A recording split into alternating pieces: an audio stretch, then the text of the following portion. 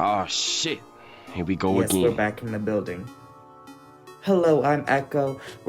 This is going to be a remake of episode 5 because I realized that the topic wasn't topicking. We're going to do like the Atlas Academy staff, and then I'll talk about Max in the back and Pyrogen later on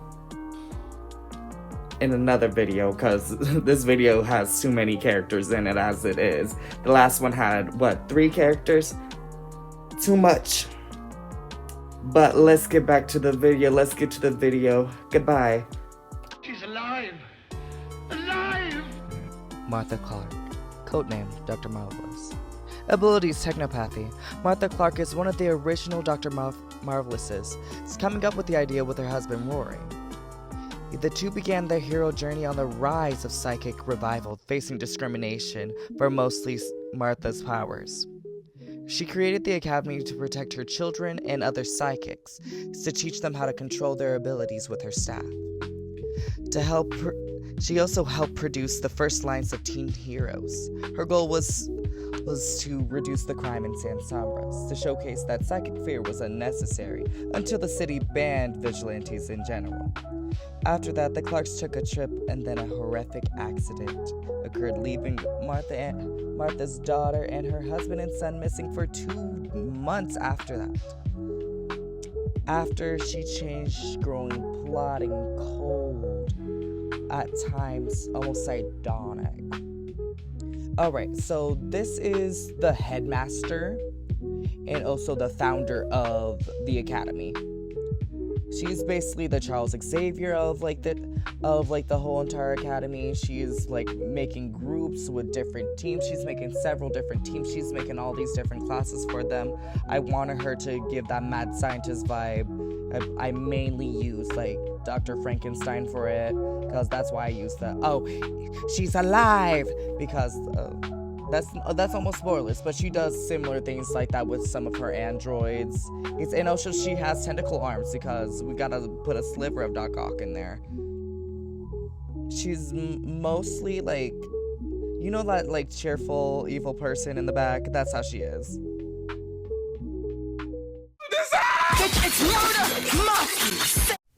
Ruby Scarlet, codename Ruby Brawler. Ruby grew up in Thrice, realizing from birth that she'll always be different due to her ability manifesting as a giant, glowing red horn. She started her hero journey on the streets of Thrice, stopping thieves and a lot of crime bosses. But due to her being a psychic, Thrice's government didn't take too kindly to her being a vigilante. They locked her up with the same criminals that she put in there. After that, she went to the Americas, becoming a teacher at the academy. With her rambunctious and understanding personality, she's formed a bond with nearly all the students. So, Ruby's design, I kind of hate, but I love Ruby as a character idea. I just need to redo her design. I wanted her to give I'm boxing people, I'm mixing people up, but it didn't showcase in this. The closest thing that I like to her design is that training outfit. She also has super strength photokinesis. I didn't get into her abilities more. I need to do that in another video about her.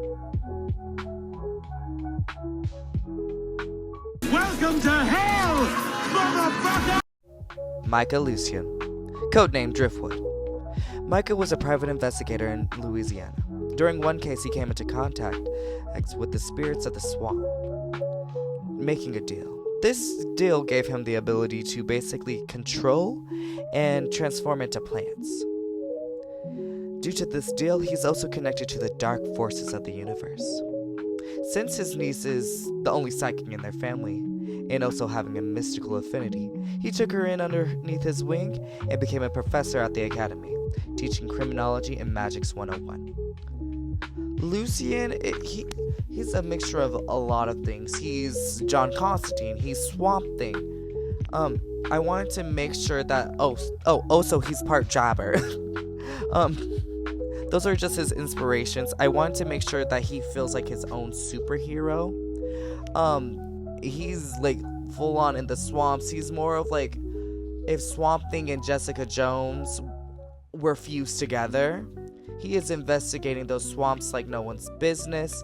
He's in the waters. He's looking for missing people. He's everywhere in them swamps. He's touching the swamp puppies. He's also, like, adorable. So I wanted to make sure he looks like his hero name, Driftwood. So that's what he's based off of. Tasty! Tech Thanar. Codename Sunfire.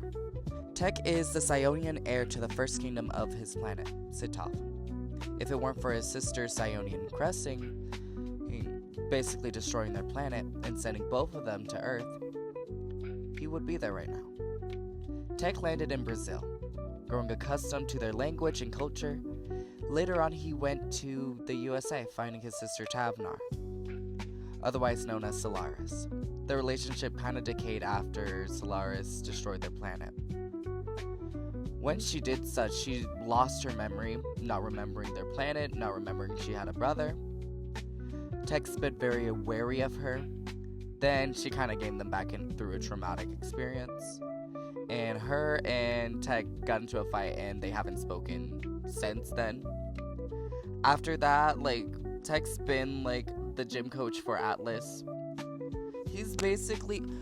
I've had this character for so long. He was originally, like supposed to be, like, a Superman rip-off. But then I watched Demon Slayer. Then, I watched all these different shows with Superman. And they kind of melded together. And, like, I'll get more into their race whenever I get, like, the 3 characters that I mainly want to talk about, including him, for, like, a Psionian, like, race cover.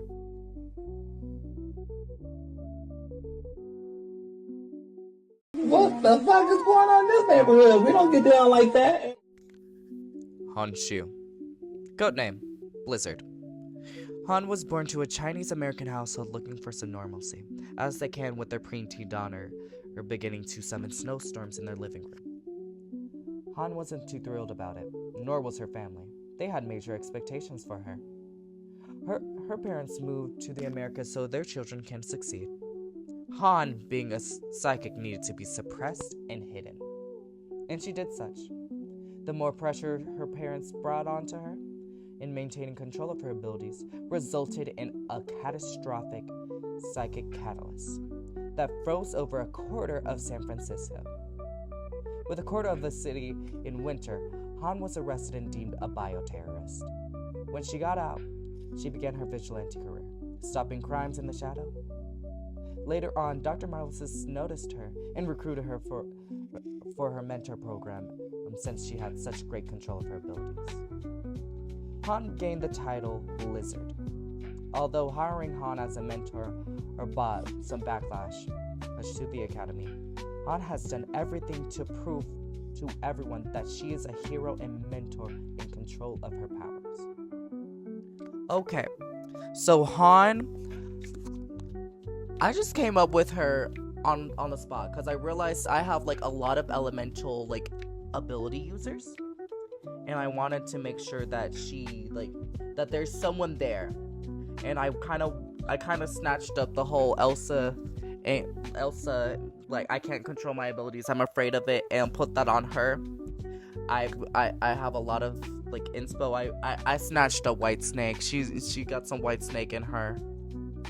And honestly, I had trouble naming her because I wanted her to be in touch with her culture.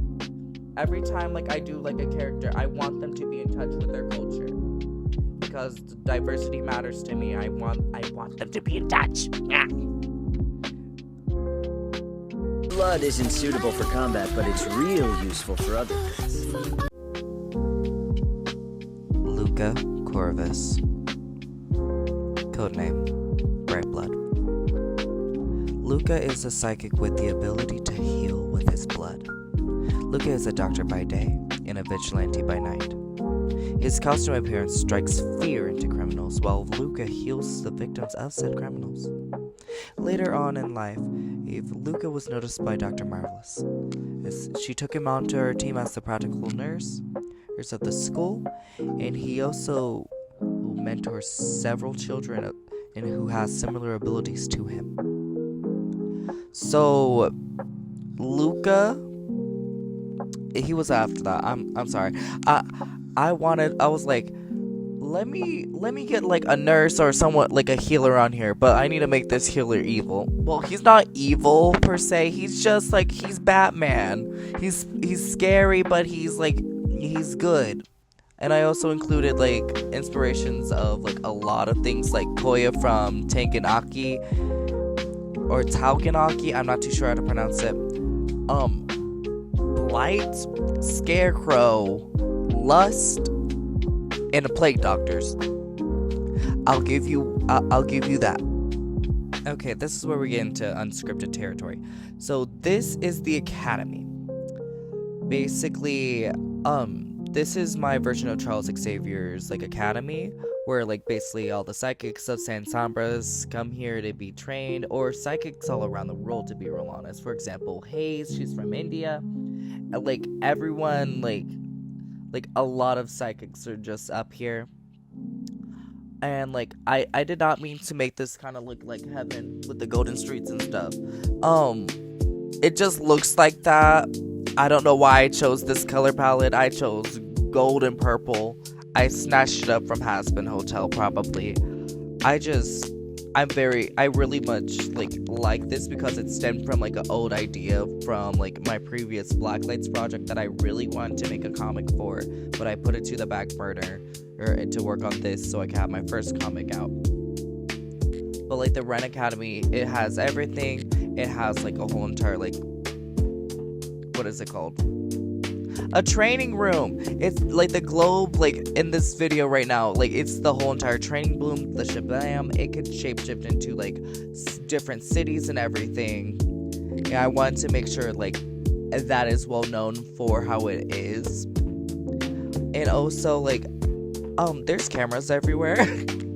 Like everywhere up in this like academy there is cameras. Martha is watching every single thing that anyone does. She's about to make like an appearance in my comic. I just need to get part 3 all finished up, like the batch for part 3. But like honestly, she's over here lurking and stuff. I hope y'all enjoyed this video. I really want to make like a remake of the Atlas video because the one with Max was not doing well, and I'm so sorry, y'all. I hope y'all have a wonderful day. Please read Saint Shadow's Mercury on Tapas and Ko-fi. Please like and subscribe. Have a wonderful day and a wonderful night. Goodbye.